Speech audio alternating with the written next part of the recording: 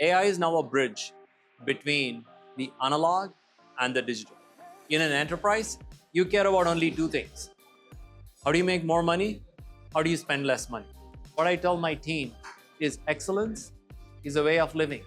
It's not a milestone that you reach. I aspire for Snowflake to be growing at 40+% every year. We're growing at 30%, which is impressive. I'm like, no, we can do more. If you're growing at 40%, you're doubling every 2 years.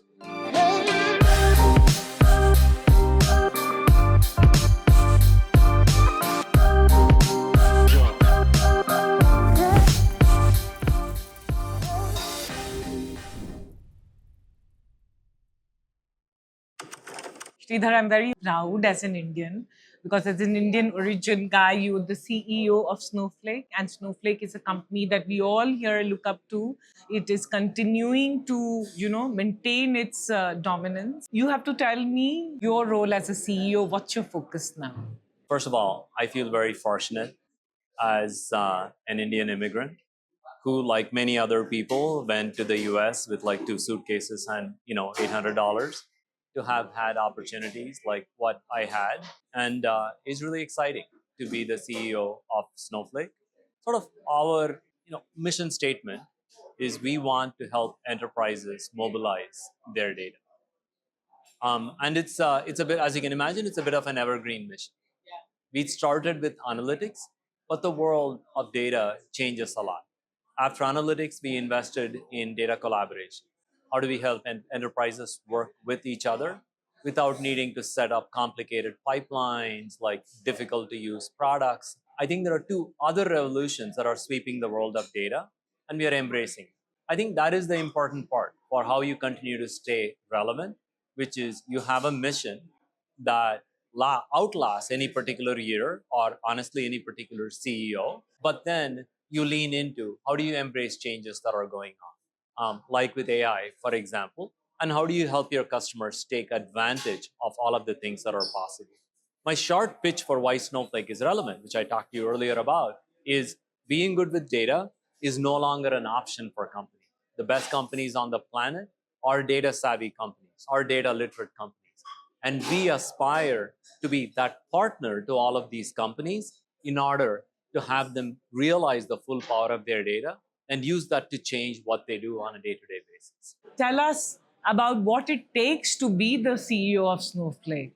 There's always a lot of luck in every person's career, mine included. But the thing that I will stress, you can create a lot more luck for yourself by trying hard, by putting in the effort. To me, that basic realization that you're in charge of your life, that you can have an impact, is the most important lesson that I would give anyone. The second, almost equally important one, is adaptability and malleability. Most people get good, for example, when they're in college, they get good at a particular field. They go into a job in that area, and then they don't really change. And we need to understand that the only way you get bigger opportunities is by embracing change. And it can be in change, big and small. It can be in learning a new tool, learning a new skill, or it can be in thinking about, do you want to take on a new job? It's that combination of drive and malleability that creates opportunity. There's a reason why, for example, when I was an engineer, I never thought that I should not learn about product management or product marketing or legal or something else. And I have that unending curiosity to learn more. And to me, these set up the stage for you to succeed and just create more and more opportunity. Your startup also, you founded Niva. I left, I was at Google for 15 years. I was a key part of Google. I ran ads and commerce at Google, which, as you know, was the money maker for Google, easily among the most And people important regard things. you very highly. As I said to you earlier, I spoke to some of them. Yes. And it was an amazing job. But I also felt like, in the spirit of adaptability, I needed to do something else. And I have to tell you that starting a company is one of the most difficult things that I have done. It's like having a baby. Not that a male is ever going to know what it is to do that, But still, creating something from scratch is incredibly hard. But I wanted to give myself that opportunity. And we set on an ambitious mission. We said we want to rethink search. My only regret with Neva is that I think we started it maybe 1, 2 years too early. It did not, like, the full power of the generative AI revolution. We couldn't quite catch the wave. This is part of what I mean by luck. You can work hard, you can be talented, but sometimes being at the right place at the right time matters. I'm really happy that Arvind, who is also an IIT Madras graduate, now leads Perplexity, which is among the most high flying search startups that there are. But that was Neva's journey to rethink search from scratch. When we first started it, people are like, you're crazy. Why would you want to take on Google? But now people understand that you can rethink search, that it is going to become very different over the next 5 years. As I said, sometimes, you're just too early to something. It's okay. It was an incredible learning experience. And from there, you came to Snowflake. That's right. That's right. Part of what we concluded after 4 years was we had amazing technology. We had built a search engine from scratch that could operate at world scale. We had built amazing expertise with AI. We built the first AI powered search engine on the planet. But then we also felt like impact was hard to come by. And that's when we talked to the Snowflake people. And these were things, new areas, whether it's search or whether it's AI, were things that they knew was going to be important to the future of Snowflake. And both Vivek, my co-founder, and I really hit it off with Christian, our head of product, or Benoit, who's one of our founders. We went in for a meeting with them. It was supposed to be 2 hours. We were there for 6 hours, just talking through what we had done and what we could do at Snowflake. And that's how we came together. I also wanted to make sure that I found a great home for my team because I had worked with them for 4+ years. We had worked really, really hard. I wanted them to be at a good place. But I also wanted to create value in whichever home we went to. And that's what we did last year. I'm very happy for what we have done with search, with AI at Snowflake. Honestly, last year, I didn't think that I would stay on at Snowflake. My original agreement with Frank was that I'd be there for 6 months, but out of that came this new opportunity to be CEO of Snowflake. You are driving the next frontier of AI in Snowflake. Sometimes it's useful to reduce things down to the bare minimum so that you can truly understand what is going on. If you think about, let's say, the last big giant tech wave, it was smartphones. And sort of the insight there is each and every one of us is going to have a powerful computer always connected to the internet in our pocket or in our hands all the time. From there, it's very hard to then say, like, there's going to be an Uber or an Ola or a Flipkart or a Misho. Like, all of those things follow, but that was it when it came to mobile. My reductive approach for AI is, AI is now a bridge between the analog and the digital. So if you think about language, lots of words, it was not that easy to take it and create structured information. If I were to tell you, I want 2 dozen of, this kind of phone, previously it would be very difficult to go from that to, oh, he means 24 and he means like a Samsung S10 or S16. But now a kid can do this. And so it is that bridge now with spoken language, or with video, to be able to go from that to structured information. To me, that's like the big insight. It is really this powerful bridge between analog and digital. And then now you work out every possible thing that can happen from it. That's when you can get excited about what is possible. It means, for example, that you never want to be typing in little letters into an app. You want to press a button and tell the app what you want, and it should be able to understand. Similarly, if there is quantitative information, you want to know how many viewers your episodes have been having. Previously, you needed to go to an app, you needed to press some button, enter a date.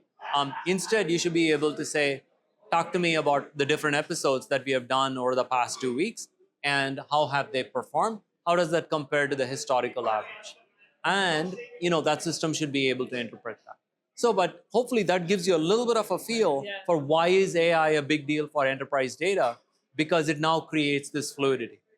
We were talking to Bajaj Insurance day before yesterday, and they were saying they have hundreds of millions of applications, claims documents, and things like court cases that they have been in going back for decades. They would not have thought about how can we get value from all of this data? Can we analyze it? Can we come up with a predictive machine learning algorithm to look at where are we losing money? Where are we gaining money? All of that was painful. All of a sudden, AI makes that data come alive. And that's the reason why people are really excited by what does AI mean for enterprise data, because it's very much a before AI and after AI kind of world, just like the world that of computing as we know it is very much before mobile and after mobile. That's the kind of impact that it's going to have. In terms of the unstructured data, Yep. because the world today, and especially when I look at different sectors of businesses Yep. in India, there are a lot of unstructured data. Where do you see AI coming in? To me, this is the magic of AI, which is you can take a PDF, feed that image to a model. It will extract, first of all, the text on the PDF, and then it can also extract the structured data. We acquired a company called Document AI at Snowflake to be able to do this, to be able to make this super easy.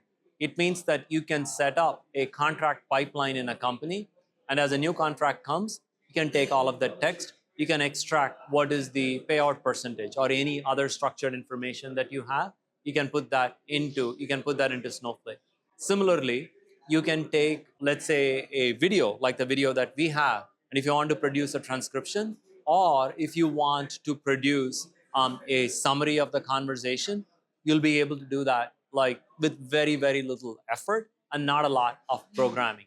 So these are the kinds of things that AI can do. This is part of what I mean by it's a connection between the analog and the digital world, because previously it used to be you just could not convert these things easily, but AI makes all of that possible. It extends to how we speak, how we ask questions, and is that fluidity that is powerful. So, for example, with the apps that you have on your phone today, you can take a picture of a table, like of a table of figures, give it to ChatGPT or give it to Anthropic, and say, can you convert that into a structured table for me, like an Excel spreadsheet? And they can do that without any issue. That's the magic of what these models can do with unstructured information. It's that fluidity that creates so much opportunity. A lot of enterprises today are very curious, interested, and looking at investing in AI, but there is this skepticism. Yep. And again, all the large companies and entities who own big data, who have their own data, there is also this concern around data. What would you say, and how can Snowflake partner with companies? I mean, first of all, when it comes to enterprise data, all enterprises need a blanket guarantee that their data is not going to be misused, that their data is not going to be stolen in order to train models. The blanket guarantee we make at Snowflake is we will never use an enterprise's data for anything other than what they asked us to do. And we will never use the data to train common models. That blanket guarantee is at the core of how we operate as a company. And it's really important both for peace of mind, but as you know, also for regulations. The government is not going to be very happy if some company like has a bunch of consumer data that they put into some model accidentally. So to me, that's a baseline. But beyond that, what I tell all of our customers is start with a business problem. If you're doing customer service and you want a faster way to do customer service, absolutely. Here is a template that you can use with Snowflake. So we have companies like Siemens that have created chatbots for their field workers that want to look at, basically, that want to query PDF manuals. For example, all of us have had some trouble or the other with a computer or with a printer or a washing machine, and we have looked at the manual and tried to figure out what to do. They created a chatbot because people like asking questions and getting answers, as opposed to going through page by page through a PDF document. So those are the kinds of natural use cases that are possible today. And so what I tell all of our customers is, don't do AI for the sake of AI. Play with AI so that you get a feel for what is possible, and then think about where do you create business value. Again, being completely reductionist, if you are an executive in an enterprise, you care about only two things: how do you make more money? How do you spend less money? And so AI has to have one of these two answers. for you to go forward. Having that kind of clarity is very helpful. At Snowflake, what we say is like AI should be easy. So you don't have to do a 6-month project to try out something with AI. It should also be efficient. You should not have to spend a lot of money to build a prototype to see whether you want to go forward with it. It should also be reliable, meaning a product that you create with AI should actually be usable by a business. It cannot be a toy that's like hallucinating, that is wrong half the time. And so you need all of these to be actually be able to get value from AI. How do you actually continue? Because, every company hits a, when you have that kind of a trajectory, then you go slow or you start living in your own success. But Snowflake is continuing that momentum. And now with you there. I think this is the magic of amazing people and amazing companies. You need to create a culture of excellence. You need to create a culture of striving and driving. And I remember I spent a lot of time with Larry Page, who was the CEO, was the founder of Google. Um, Among the hardest people on the planet to work for, because he was never happy with anything that we did. Not in a bad way, but he was always pushing us to do more. And that attitude of we need to strive, we need to exceed, we need to adapt, we need to drive growth is an important quality. And it's the only way by which companies make transitions. Even at Google, um, people internally were willing to write Google's revenue growth off when desktop was coming to an end. Remember, at some point, there was not much desktop growth. And Google was very dependent on people buying new computers for queries to keep growing. Smartphones had not really taken off, and desktop growth was slowing. And a lot of people internally pretty much went, I guess that's it. We have saturated the market. Congratulations. We'll figure out what to do. But a bunch of us, we were very adamant about finding the next avenue for growth. And initially, when mobile came along, we made 1/10 as much money per query as we did on desktop. So it was terrifying.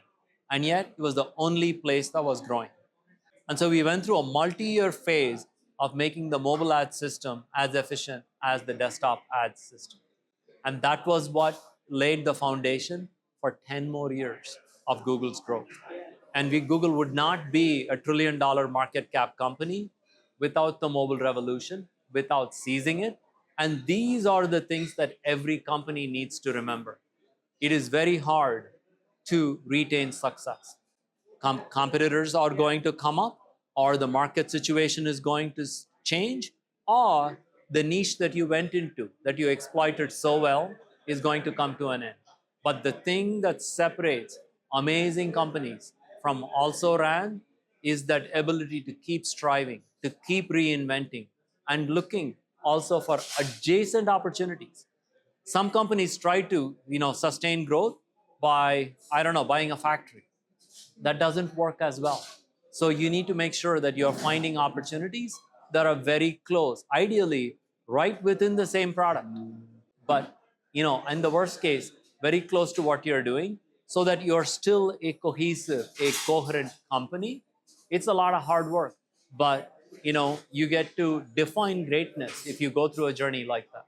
And what I tell myself and what I tell my team is excellence is a way of living. It's not a milestone that you reach. And the more you have that attitude of you shall strive, that you want to excel, you want to be the best, and you want to figure out alternate ways of driving yourself forward when the path that you initially pick hasn't quite worked out the way you want. I mean, these are all powerful lessons. Today, Snowflake is actually in some way competing, collaborating with everyone, but also competing because the world, I don't know how the world is moving where there is co-opetition. How do you prepare your workforce, your team to navigate in this kind of a... I mean, first of all, you have to be the best in what you do. You have to strive. If there is a competitor that is doing something better than you, there's an amount of respect that you need to have. Too many people like to dismiss competition. The thing that I always ask my team is, are you better than the competition? So there is that very basic element of you better be good at what you do, and you better continue to be good at what you do. But beyond that, I believe in partnership. So reaching out and working with people. For example, like one of the first things that I did after I became CEO is reached out to Andy Jassy at AWS. He's our biggest partner. Establishing a personal connection with him and then with Matt was very important. Satya and I have known each other for a decade, and sort of reaching out to him, building a bridge with Scott was an important step. But just as importantly, we don't have that much of a collaboration with GCP. But I wrote to Sundar and asked him to introduce me to Thomas. Thomas and I weirdly went to school together in IIT Madras for 4 months before he went off to Princeton. I re-established that connection, went to see him, and said, how do we identify opportunities that are win-win? And I approach the big partnerships like the one with Azure and Amazon, with a spirit of let's sustain it, let's make it bigger. But even with GCP, it's very much of where can we find opportunities where we can create value together. And the thing that I tell all of our partners is we are lucky to be in the midst of a massive transition from on-prem computing to cloud computing. There is a lot of value to be created together. And the more we collaborate, instead of thinking of this as a zero-sum game, the more prosperous we are going to be, and bringing the genuine spirit of partnership. And you saw Satya do this so effectively with Microsoft. Even internally, that leadership team pre-Satya saw everything as a win-lose. He was the first person that, the principles that he laid down were we're going to be lifelong learners. We're going to keep adapting. And we are going to create a culture of do more, win-win by collaborating rather than win-lose. Again, I think culturally, once you set norms like this, things work better internally and things work better externally. What I'm picking up from you is that as a CEO, you reached out, right? Like you acted, you walked the talk when you're talking about partnership. Absolutely, absolutely. And the first thing that I told my team, the people that reported to me, was I said, I'm here to serve. People get carried away with being CEO. The first thing that I told Chris Degnan, my head of sales, was I'm here to serve. I will do as many customer meetings as I possibly can. You look like that guy. Because winning business is hard. Yeah. Remember, every person that is betting on Snowflake is betting their career on Snowflake. Yeah. And so I have a lot of respect and a lot of genuine gratitude for people that are betting on us, and I never want to let them down. And making sure that my team understands that these are, yes, they are commercial relationships, but they're also relationships of trust. Is really like what sustains the partnerships that we have with our customers. Did you have to take any hard decision because it's a company which is doing so well culturally or team wise? I work 24/7 and I'm proud of it. I send email on Saturdays. I'm proud of it. I don't expect everybody to work as hard, but I do not want to be in a culture where working hard is a crime. As you know, we live in a postmodern world where it's almost shameful to be smart, to be good at math, or to work hard. It's almost like there is, like doing that is a blemish. And I tell people, if you want us, I aspire for Snowflake to be growing at 40+% every year. We're growing at 30%, which is impressive. I'm like, no, we can do more. If you're growing at 40%, you're doubling every 2 years. That is insane growth. But it takes a certain mindset, a certain work ethic in order to get that done. Some people will self-select out. They want 9 to 5 jobs. More power to them. That's not the future of Snowflake. To win, to get to the outcome, you need to have very clearly defined what you stand for. What are you going after? 100%. And remember your competition. I learned this the hard way when I first went to IIT Madras. Before I went to IIT Madras, I was like the best in my school, the best in my class. We are all like, we are amazing. You show up there, you go, oh my God, every person in this place is as smart as I am, and many of them work significantly harder. And that's when you realize that, yes, it's great to be smart, it's great to be talented, it's great to be skilled, but application also matters. And if you meet the Reliance folks, you see that fire. If you meet Larry from Google, you will see that fire. The amazingly successful people are the ones that are incredibly talented, incredibly skilled, incredibly accomplished, but incredibly motivated. I want to understand from you what's the goalpost for your own self that you keep, and what are one or two things that you work on yourself to make yourself very effective? I told you the things that I look for in other people. One is drive, the other is malleability, but that's very much the standard that I set for myself. Absolutely, is the fire and commitment there? That's like an ongoing thing. Similarly, like, is there the malleability? Are we learning new things? When it comes to AI, for example, am I meeting enough startup founders? Am I keeping up with the latest and greatest in what is going on? There are areas of Snowflake that I don't know that well. So, for example, I've been working with some of my teams on how do we make migrations from legacy systems to Snowflake faster with AI. And there is and the team, of course, very helpfully is like, here are some 20 documents that you can read. Um, but am I learning? Am I truly distilling? And to me, these are things that like you constantly challenge yourself on. I also have a set of personal hobbies that have sometimes nothing to do with tech, that are about am I getting better? Or sometimes with we talked about meditation earlier. Sometimes it's also a little bit of am I taking that 10 minutes out to just be at peace with myself? um, and so, to me, these are the things that make you human. And these are the things that sort of you can use to guide yourself forward. I don't believe in milestones. I believe in ways of living. And because it's a little bit more of a continuous thing. What's different that you experience in India now than when you left? And to all the Indian businesses, enterprises, startups, government, what would you like to tell them as the Indian born boy who's now the CEO of Snowflake? What would you like to tell everyone? The scale of prosperity that we are achieving as a country is something to be very proud of.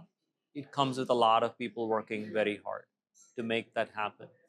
I think we will look back at this decade as a transformative decade for the whole country. There are not many countries, certainly the US cannot do this currently, that can add like a trillion dollars worth of GDP every year and a half. Those things just don't happen. And by the way, those things also end. And so it is important to take the value. And there is very much this element of is like, are we making sure that that prosperity actually is broad-based prosperity, not a few people getting very rich? So I would say we are fortunate. People should consider themselves to be fortunate living in this time. People like complaining about Bangalore traffic. I grew up in Bangalore, just so you know, it's a very familiar place to me. And kind of, jokingly, what I tell them is like, you could not have the traffic. There could be no commerce. There could be no prosperity. I'm not sure you want that. Of course, you want to have the prosperity and not have the traffic, but between having the prosperity and the traffic, I'll take the traffic. So that's part one. The second one is I hope it is clear to everybody that we are just as capable as anyone else. Remember, we are a young country. We've been, we've been an independent nation for 75 odd years. But to me, both what India has accomplished internally, but what its diaspora have achieved all over the world, should convince them that they're just as capable of greatness, both from India and outside India as anyone else. And so to have that confidence is, I think, very, very, very powerful. And so, absolutely, this means that like creating new companies, imagining what is possible with technology, imagining how we can move the country forward. These are all things that all of us can aspire to and actually make happen, like you are doing. It's a wonderful time to be alive. Yeah. Thank you so much, Sridhar. You know, I'm genuinely very inspired and learned. And thank you. Your authenticity and realness, if I may say so, comes across. Thank you and very proud of you. Thank you, Thank you. Shraddha. It was Thank a you. wonderful conversation. Thank you Thank so you. much.